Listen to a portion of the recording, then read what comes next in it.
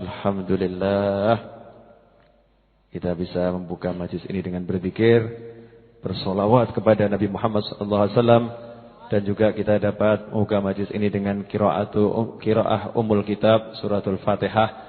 InsyaAllah apa yang menjadi hajat kita oleh Allah Ta'ala diwujudkan, dan semoga semua dosa kita diampuni dan amal soleh kita diterima oleh Allah Ta'ala, dilipat gandakan, dan semoga negeri kita ini dilindungi oleh Allah Ta'ala dari hal-hal yang tidak menyenangkan, ya, dari berbagai gangguan yang membahayakan yang tinggal di negeri ini, ya, insyaallah.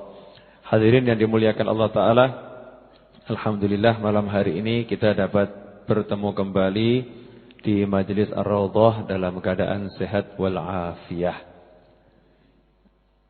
Allah cinta sama kita enggak? Saya mau nanya, Allah cinta sama kita enggak? Yakin? Yakin. Kenapa? Karena Allah sudah menamakan dirinya, Dia Maha mencintai. Ya, Dia Maha mencintai. Karena Allah cinta kepada kita, maka kita dijadikan seorang yang bisa percaya sama Allah. Karena Allah cinta kepada kita, maka kita dijadikan sebagai manusia yang bisa iman kepada Allah. Karena Allah cinta kepada kita, kita jadikan manusia yang bisa mengabdi kepada Allah. Karena Allah cinta kepada kita, dari sekian banyak umat manusia, kita dijadikan umatnya Nabi Muhammad sallallahu alaihi wasallam. Karena Allah cinta kepada kita, dari sekian banyak umatnya Nabi Muhammad SAW, malam hari ini kita dihadirkan di hadapan Allah. Malam hari ini kita dihadirkan di majelisnya Allah. Ada majelisnya pembesar. Ada majelisnya raja-raja. Ada majelisnya orang-orang kaya. Ada majelisnya para pejabat. Tapi kalau majelis kita ini majelisnya Allah. Kenapa dikatakan majelisnya Allah? Karena di majelis ini yang disebutkan adalah hal-hal yang memang diperintahkan untuk disebutkan oleh Allah. Karena majelis ini adalah majelis zikir. Dan ini sebuah karunia bagi kita semua, kaki kita dimudahkan masuk ke majelis yang seperti ini. Ya, dan khususnya bagi saya ini sebuah kemuliaan, karena rumah saya malam hari ini menjadi majelis zikir. Karena rumah saya malam hari ini menjadi majelis tempat berkumpulnya orang-orang yang dicintai oleh Allah Ta'ala. Dan sebuah kehormatan buat warga Semanggi, ya, karena di Semanggi ini ada majelis-majelis yang seperti ini. Dan alhamdulillah tidak sedikit majelis yang seperti ini. Hadirin yang dimuliakan Allah Ta'ala, karena itu mari kita syukur kepada Allah, dan mari yuk kita rasakan sayangnya Allah kepada kita. Ya, sayangnya Allah kepada kita. Ini buktinya kita dikumpulkan di tempat yang baik. Dikumpulkan dalam suasana yang baik. Dikumpulkan untuk ngomongkan orang-orang yang baik. Semua ini bukti cinta Allah kepada kita semua. Para pendengar Al-Hidayah FM dimanapun Anda berada, dari tadi tidak saya sapa, ya. Cuman hadirin yang di rumah batin ini. Kok dungaren? Yang di radio kok enggak disapa, ya? Para pendengar Al-Hidayah FM dimanapun Anda berada, saya mewakili Haji Sony Parsono tanpa diminta memohon maaf karena beberapa waktu yang lalu radionya sempat off.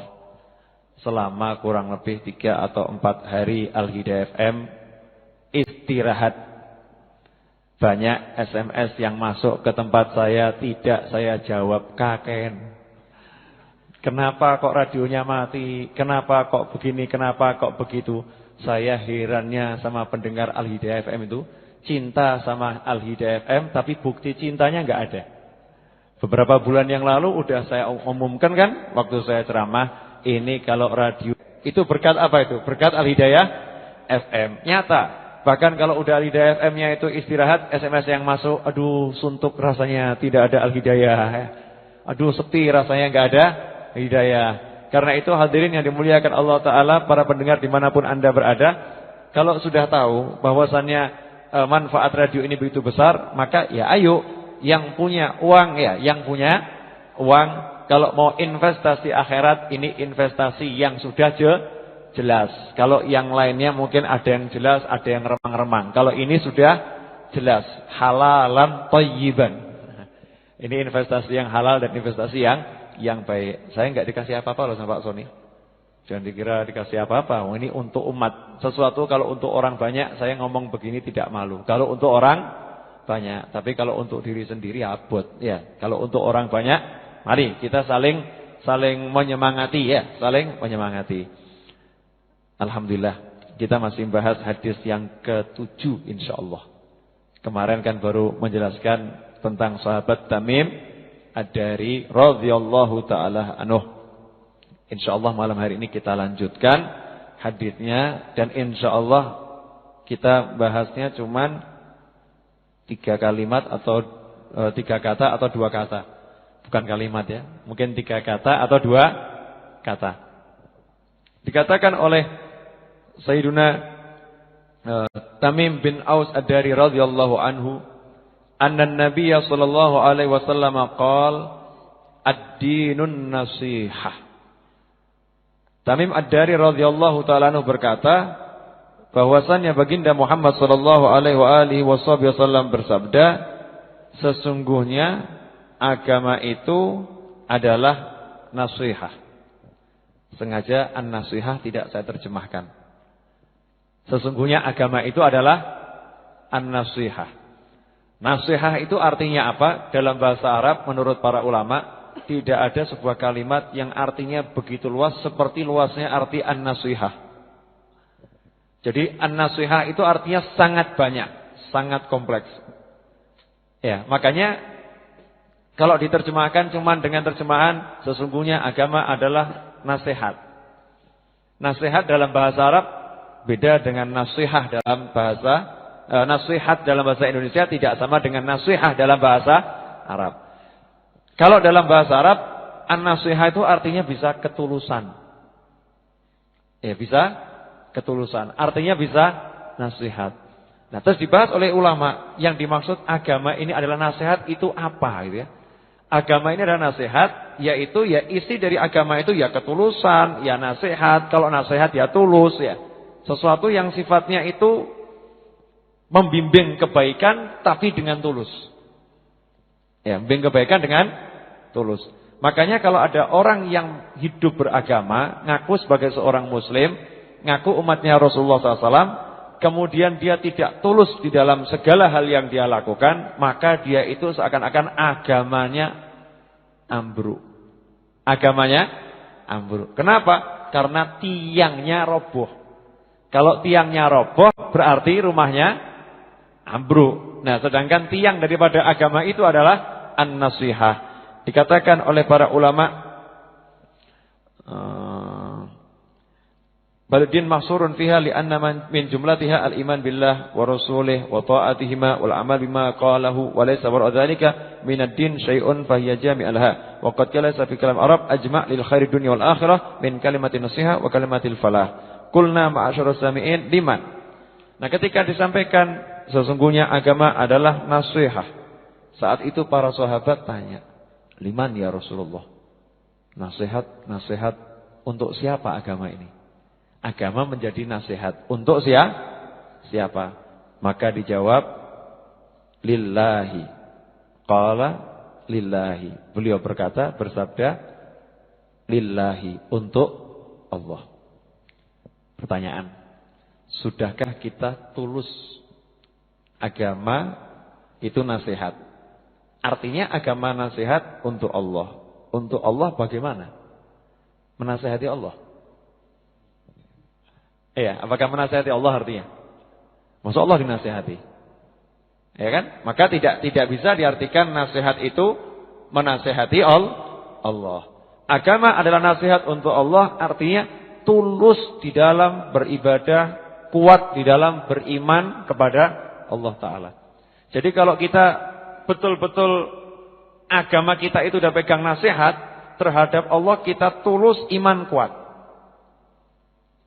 Cirinya, katakan oleh para ulama, orang yang sudah bisa tulus dalam beragama, kalau dikasih pilihan dunia akhirat, dia pegang akhiratnya dulu, dunianya nanti dikebelakangkan. Kita udah gitu belum? Contoh yang gampang aja ya. Mau contoh yang gampang? Yang gampang atau yang angel? Hah? Diundang tahlilan tonggo sebelah sama diundang makan-makan, ya, makan-makan, ngobrol ngakak di kampung sebelah. Mana yang lebih didahulukan? Tahlilan tenane. Ngaku-ngaku ya tahlilan. Tahlilan mungkin makannya cuman besean ya. Yang di sana judulnya teman telepon, "Yo, Mas, ya, ojo lali. Iki bengi iki tak belehke wedhus telu." Ya. Berbagai makanan, minuman udah saya siapkan, kartu udah cemepak. Main kartu domino atau apa gitu ya. Setelah ada pilihan begitu, kira-kira mana yang dikedepankan? Tahlilan. Ya. Tahlilan Pak Dokter. Tahlilan. Naik lagi contohnya. Itu rodo apa namanya, mungkin tahlilan sih baru ke sana mungkin. Ya, itu mungkin. Tahlilannya cuman setor muka. Lho wis rawuh aku teko lho ya. Lagi. Ya kan? Mungkin begitu. Yang rodo abot sithik contohnya. Halo, Assalamualaikum. Waalaikumsalam. Allahu Akbar. Masjid azan Isya. Allahu Akbar gitu kan. Gus, nggih. Mampira rene saiki. Enten apa? 100 juta nggo kowe. Berani ndak ngomong? Sik aku tak ngisak sik ya. Abot to ini, rada abot to. Pilih mana? 100 juta, jujur. Jujur, kita ini jadi orang yang jujur saja. Pilih 100 juta. Memang kelas kita baru kelas begitu ya. Jangan ngaku-ngaku kelasnya udah, wah saya agama untuk Allah, tulus. Belum, burung tekan. Burung. Ijek nyampur-nyampur. Kalau susu itu bilang orang jual susu murni ya. Burung tentu murni. Ya, murni campuran banyu mungkin gitu ya. Belum tentu murni. Ya, banyak yang murni tapi belum tentu murni. Nah, kita ngaku agama kita udah murni. Apa betul udah murni? Tes dulu hatinya, coba dikasih pilihan. Ya, dikasih pilihan. Nah, ini ada contoh cerita 3 orang yang dalam pertempuran dengan orang-orang di luar Islam zaman dahulu kala. Ini cerita zaman dahulu kala. Bukan zaman